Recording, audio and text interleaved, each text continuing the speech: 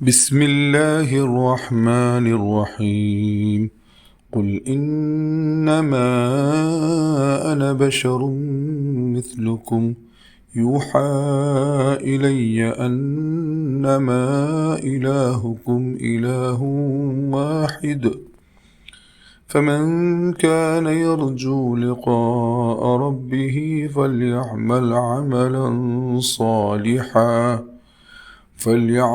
عملا صالحا ولا يشرك بعبادة ربه أحدا. പരമകാരുണികനും കരുണാവാരിധിയുമായ അള്ളാഹുവിൻ്റെ നാമത്തിൽ. പറയുക, ഞാൻ നിങ്ങളെപ്പോലുള്ളൊരു മനുഷ്യൻ മാത്രമാണ്. നിങ്ങളുടെ ദൈവം ഏകദൈവം മാത്രമാണെന്ന് എനിക്ക് ദിവ്യബോധനം ലഭിക്കുന്നുണ്ട്.